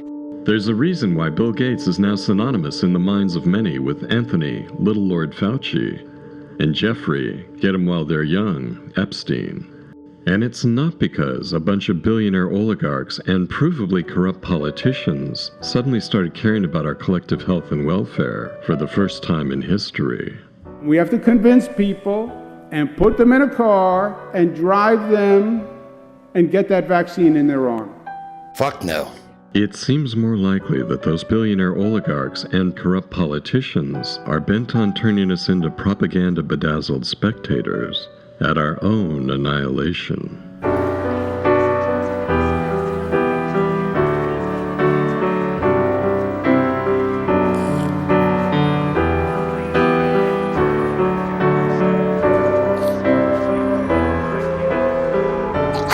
Bless you. Sorry, he's got a touch of flu. Yeah, it's going round. Here we go. Yeah, just have a little lie down. You going somewhere nice? Just getting away for a bit. Somewhere no one can find me. God, that sounds great. We're off on holiday to the south of France. Oh, nice. It's a long way by coach. I know. It's just, you know, the environment. Yes, we should all think of that. I don't want to sound like a twat, but I just, you know, I do think that we've all got a responsibility. I just do. No, you're right, we do. We all do. Why did you have him then? Sorry? Nothing uses carbon like a first world human, yet you created one. Why? Why would you do that? He will produce 515 tons of carbon in his lifetime. That's 40 trucks worth. Having him was the equivalent of nearly 6,500 flights to Paris. You could have flown 90 times a year, there and back nearly every week of your life, and still not have the same impact on the planet as his birth had. Yeah, but I don't think... Not to mention the pesticides, detergents, the huge quantity of plastics, the nuclear fuels used to keep him warm. His birth was a selfish act. It was brutal. You have condemned others to suffering. In fact, if you really cared, what you'd do is cut his throat open right now. Excuse me? Or I could do it for you. I could take out the knife, make an incision in his neck, walk away. I'd get my coach over there, and you would have done more than your bit for the future of humanity. I could do it now.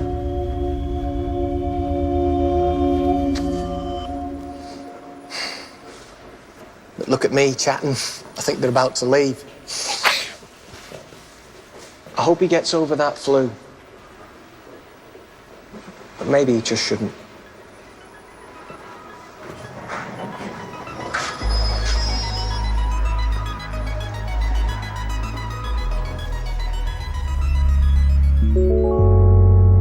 1917 lecture titled The Fallen Spirit's Influence in the World, Rudolf Steiner said, "I have told you that the spirits of darkness are going to inspire their human hosts, in whom they will be dwelling, to find a vaccine that will drive all inclination towards spirituality out of people's souls when they are still very young."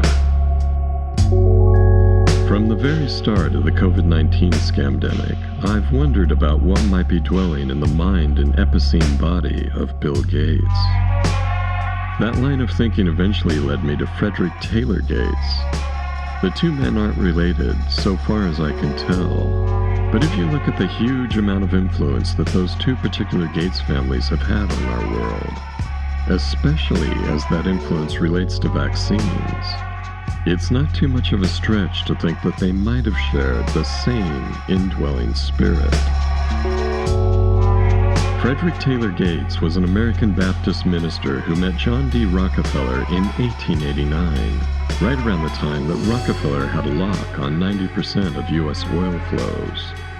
Gates was trying to raise money for a Baptist school of higher education that would eventually become the University of Chicago.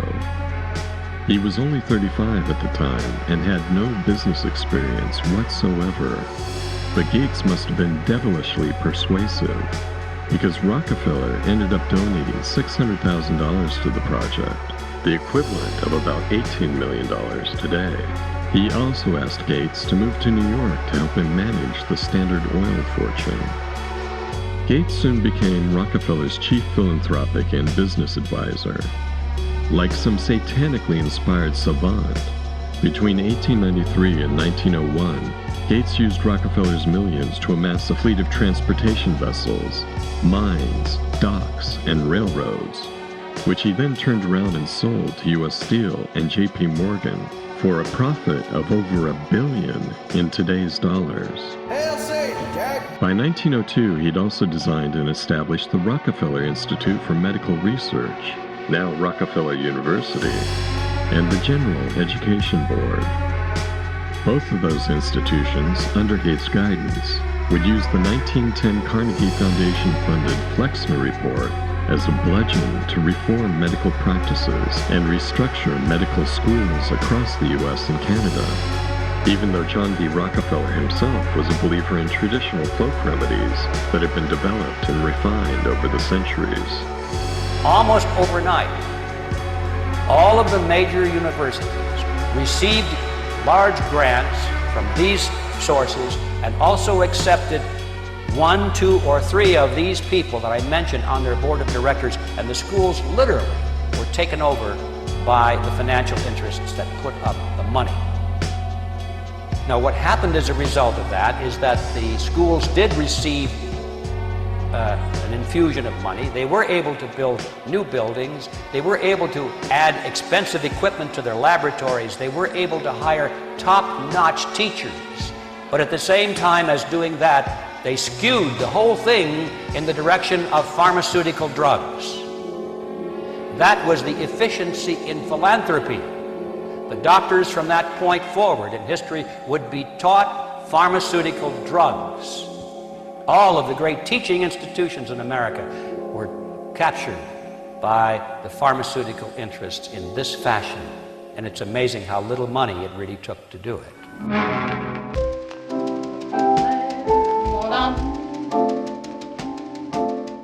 So, in a way, you could say that Frederick Taylor Gates was the granddaddy of modern allopathic medicine in America, or at least one of its founding fathers, even though he had no formal medical training, like another Gates we know.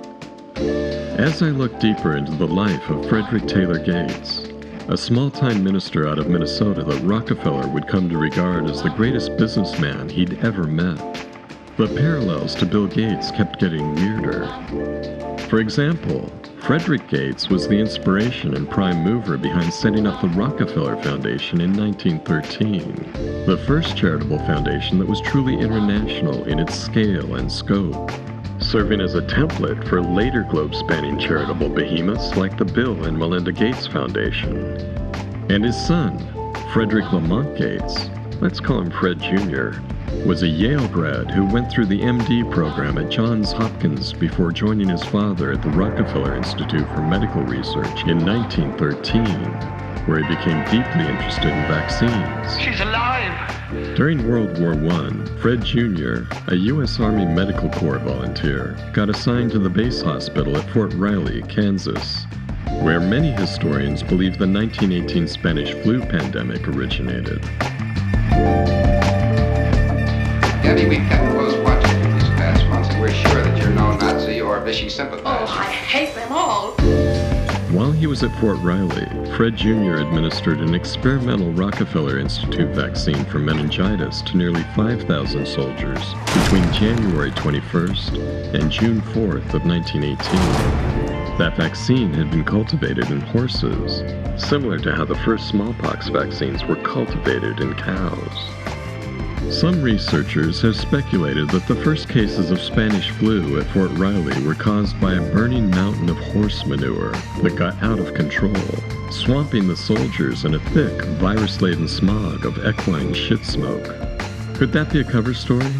Could a botched vaccine, cultured from horses, somehow have started the ball rolling on the deaths of 50 to 100 million people from the misnamed Spanish flu just over 100 years ago? I honestly don't know. I'll leave that to the not always honest medical experts.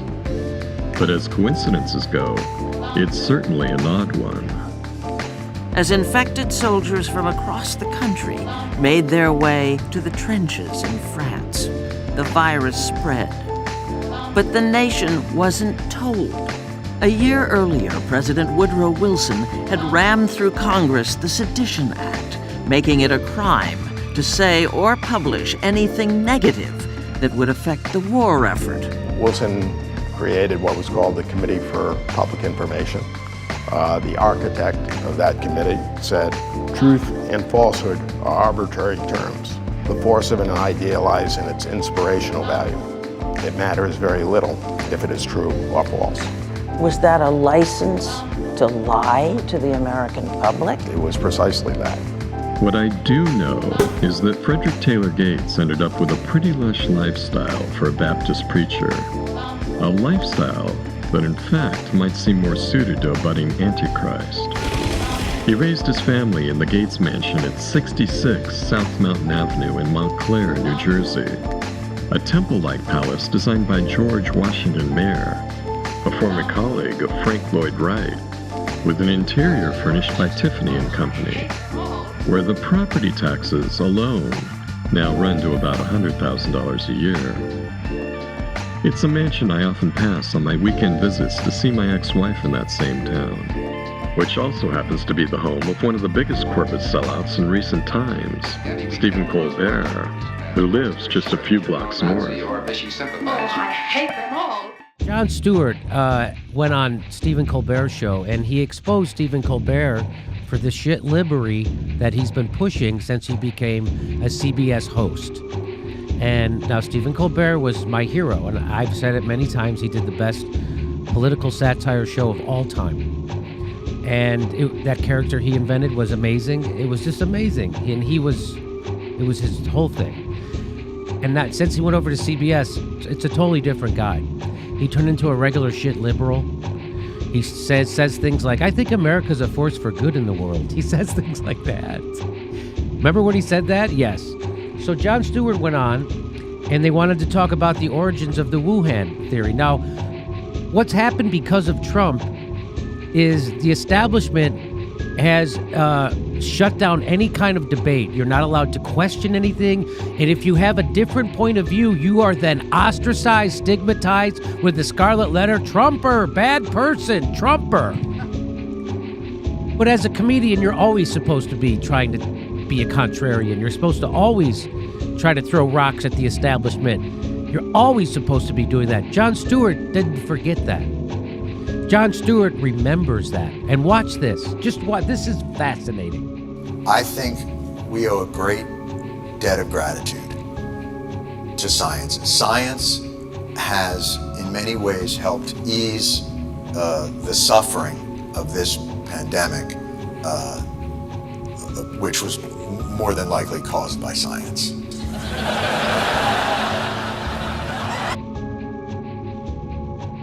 Now, Stephen Colbert, I don't know if you can see the look on his face, but he's saying, am I allowed to laugh at this? Is this okay, or will this get me in trouble? Which is the last thing a comedian should be thinking. But it's the first thing he's thinking, because he's an establishment tool now, 100%. 100%. So he doesn't, his audience laughed at Jon Stewart. He didn't. He's worried. That's what that look on his face says. A comedian's joking around about an open investigation. This might get me in hot water. Okay, watch this. It gets much, much worse. But what do you mean by that? Do you mean like perhaps there's a chance that this was created in a lab? There's an investigation. A chance? Well, if there was evidence, I'd love to hear it. There's a novel. So Stephen Colbert now acting like a moron. Well, if there's evidence, I don't know. I'd love to hear it. You haven't heard the evidence, Stephen? You didn't hear the former head of the CDC say that it was no chance it wasn't created? You didn't hear that guy say that it had to be created? You didn't hear that guy say that? The former head of the CDC. Like, I'm all for being open-minded. You're not. He's sitting there shitting his pants right now because a guy who's actually more famous than him is now saying something that's not allowed. And he's saying it in a comedic way that's getting huge laughs. And by the way, makes sense. And so watch Jon Stewart dismantle him. There's a novel respiratory coronavirus overtaking Wuhan, China. What do we do? Oh, you know who we could ask? The Wuhan novel respiratory coronavirus lab. The disease is the same name as the lab. That's just a little too weird, don't you think? And then they ask the scientists, they're like, how did this, so wait a minute, you work at the Wuhan respiratory coronavirus lab. How did this happen? And they're like, a pangolin kissed a turtle. I work at the coronavirus lab in Wuhan. Oh, because there's a coronavirus loose in Wuhan. How did that happen? Maybe a bat flew into the cloaca of a turkey and then it sneezed into my chili and now we all have coronavirus. Like, come on. Okay, wait a second. What about this? What about this? Listen to this. Wait a second. No, stop. Why are you trying to stop the bit, Stephen? Stop! Stop being hilarious! Please stop being unbelievably entertaining, hilarious, while making salient points. We have to stop this. That's who Stephen Colbert has become. All right, John. Oh my God! Oh my God! There's been an outbreak of chocolatey goodness near Hershey, Pennsylvania. What do you think happened? Like, oh, I don't know. Maybe a steam shovel mated with a cocoa bean. Or it's the chocolate factory. Maybe that's it.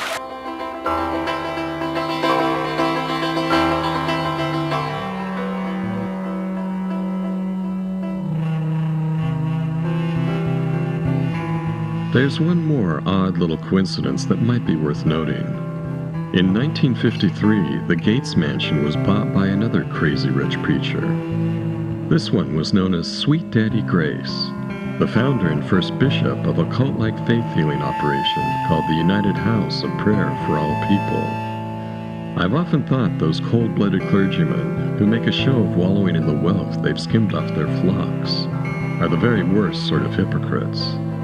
If anyone carries the whiff of brimstone around with them wherever they go, it must be them. The devil, after all, would be sure to have tax-exempt status and an enormous charitable foundation to influence the world in any way the spirits of darkness see fit.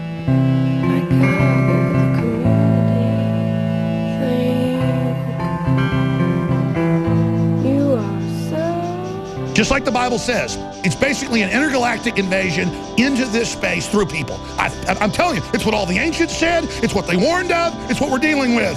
They're demons.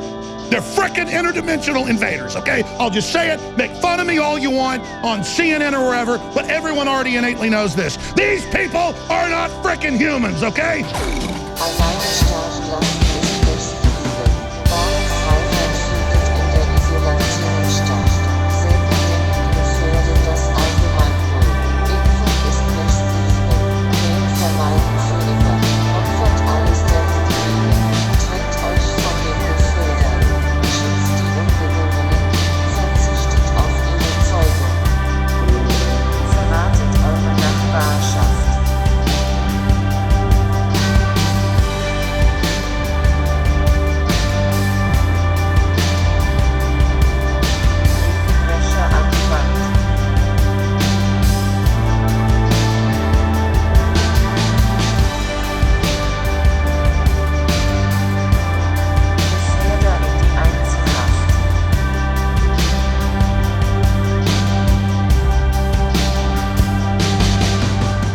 As Thomas Pynchon observed in Gravity's Rainbow, some people seem to occupy the role of gates, or sorting demons such as James Clerk Maxwell once proposed, helping to concentrate energy into one favored room of the creation at the expense of everything else.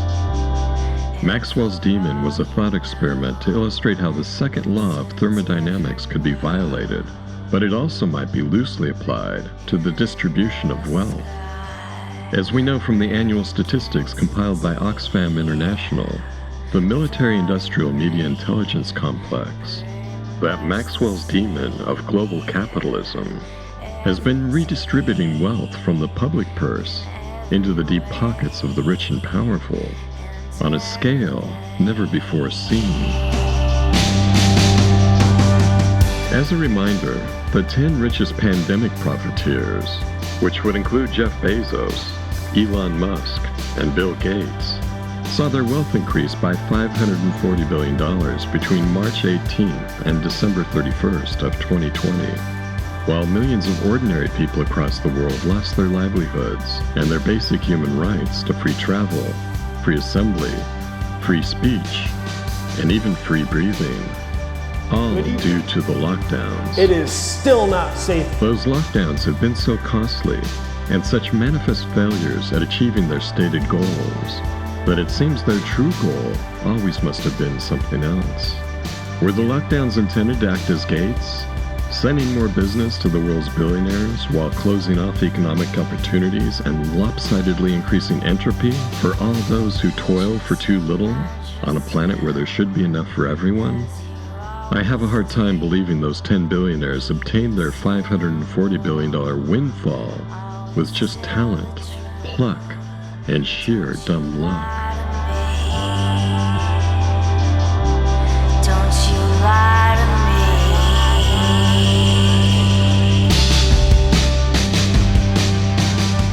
me. Bill Gates' father, Bill Sr., was purportedly the son of a high school dropout who sold furniture in Bremerton.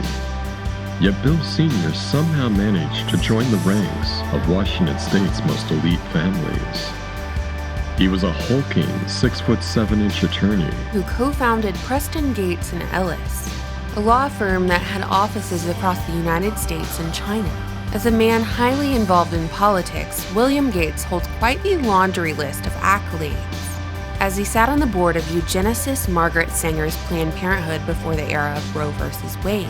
Not only that, but he was also the face of a state income tax initiative in Washington state. And Mama Gates, who also is known as Mary Maxwell, started off as a humble school teacher and eventually became chairwoman of United Way.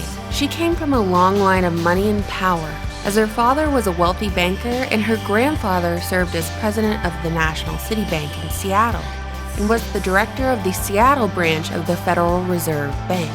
Side note, how come when you travel down the rabbit hole on virtually any topic, the same creatures are always festering down at the bottom? Mary Maxwell doesn't appear to be related to James Clerk Maxwell or that other Maxwell family we've been hearing so much about lately. But some strong connections exist between them, nonetheless, as I intend to show. But first, let's get back to Bill Sr. How the hell did the son of a high school dropout end up marrying into an elite Seattle banking family? Families like that don't just accept anyone. But consider this. In 1890 and 1891, Frederick Taylor Gates was in the greater Seattle area mitigating business losses for John D. Rockefeller. He claimed in his biography that it was the happiest time of his life. He also said he made return trips to the greater Seattle area every year for the next decade. Some internet dot connectors find it significant that Bill Gates' grandfather was born in 1891. From there, it only takes a tiny intuitive leap to arrive at the suspicion that Bill Gates' grandfather might have been the bastard son of Frederick Taylor Gates. And then, everything falls into place.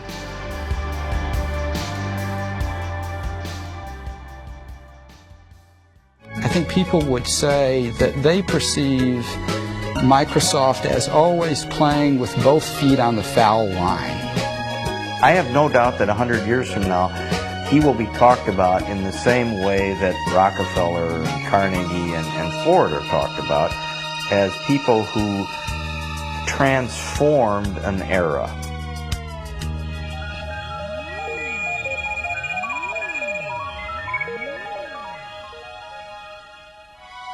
The Pacific Northwest, with its resources and raw beauty, has long lured pioneers and visionaries. Among them was Bill Gates' great-grandfather, J.W. Maxwell, who founded First National Bank in Seattle. The Maxwells enjoyed their privileges and social position, but were never ostentatious. Their son Willard, also a banker, and his wife Adele, who had a passion for playing cards, were among Seattle's top civic leaders. Their only child, Mary, was a lively, intelligent girl who made a name for herself as a student leader at the University of Washington. Athletic and outgoing, Mary Maxwell was sometimes referred to as Giggles. Her drive and energy impressed everyone. Bill's highly respected and well-connected mother would come to play a pivotal role in Microsoft's future. Mary served on a number of corporate boards as well as the University of Washington. While serving on the United Way board, Mary Maxwell Gates developed a relationship with a fellow board member, John Opel, the CEO of IBM. In 1980, she convinced Opel to take a chance on her son's fledgling company, Microsoft. It was an odd choice for IBM to make. We in the IBM company face the same challenge as you do, the development of real-time information systems on a corporate-wide basis for the 1970s that will enable us to plan for and control our business in the future. IBM was then the world's leading supplier of commercial computer equipment, yet it chose to outsource the vitally important and obviously quite lucrative operating system software for its upcoming personal computer, the IBM PC, to a couple of geeky little weasels still in their 20s, Paul Allen and Bill Gates. And let's get this straight. Allen and Gates didn't write that software. They essentially stole it by paying $50,000 to a guy named Tim Patterson, who, in 6 weeks, had written a quick and dirty operating system called QDOS that was a blatant ripoff of the most successful computer operating system of the time, Gary Kildall's Control Program for Microcomputers, or CP/M. The genius move that Gates made, according to many, was to merely license the renamed MS-DOS to IBM, rather than sell all the rights. But it seems likely that Gates' genius was guided every step of the way by his father, the attorney. Nice to have one in the family, and bankers as well, when you're starting your own company.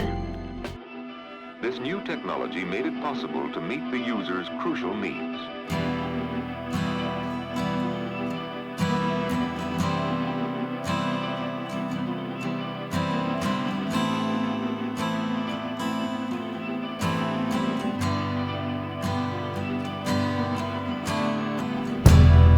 Pass me that lovely little gun, my dear, my darling one. The cleaners are coming one by one. You don't even wanna let them start. A quick review of IBM's history with the Nazis might be helpful here. as a classic example of how eugenics programs intersect with the ambitions of amoral technocrats. IBM's chairman and CEO from 1924 to 1956 was Thomas J. Watson. Here's how Edwin Black, writing for The Village Voice in 2002, described what Watson was up to with his pal Hitler back when the Nazis were trying to take over the world.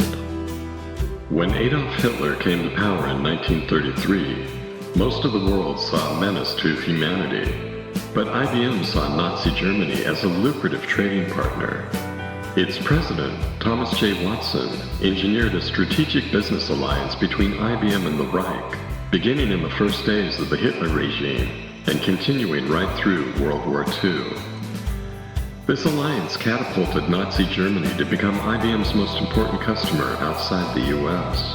IBM and the Nazis jointly designed and IBM exclusively produced technological solutions that enabled Hitler to accelerate, and in many ways automate, key aspects of his persecution of Jews, homosexuals, Jehovah's Witnesses, and others the Nazis considered enemies. Custom-designed IBM-produced punch cards, sorted by IBM machines leased to the Nazis, helped organize and manage the initial identification and social expulsion of Jews and others, the confiscation of their property, their ghettoization, their deportation, and ultimately, even their extermination. Recently discovered Nazi documents and Polish eyewitness testimony make clear that IBM's alliance with the Third Reich went far beyond its German subsidiary. A key factor in the Holocaust in Poland was IBM technology provided directly through a special wartime Polish subsidiary reporting to IBM New York, mainly to its headquarters at 590 Madison Avenue. That special Polish subsidiary was called Watson Business Machines. Hello, my name is Watson. Thomas Watson's mania for new business alliances made him at least partially responsible for the first death camp tattoos, which were derived from IBM punch card numbers. As Edwin Black would later remark, that's how the trains to Auschwitz ran on time.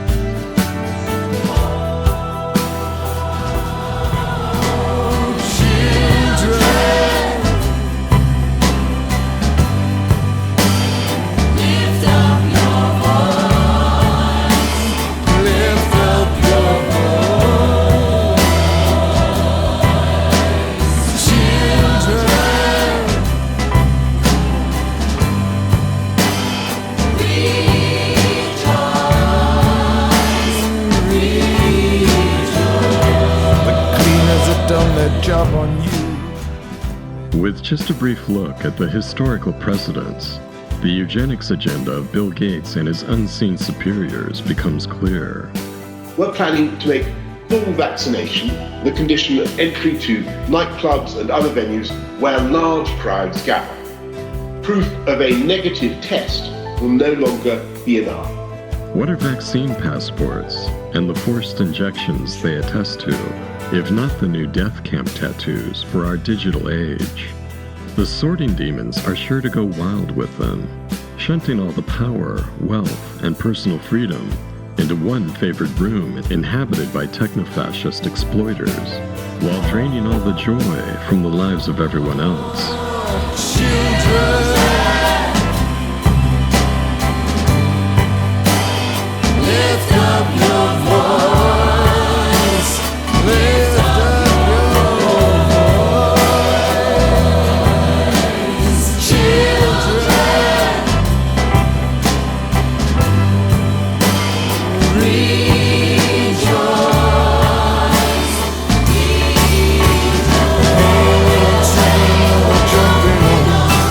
a train that goes to the kingdom. We're happy more, we're having fun.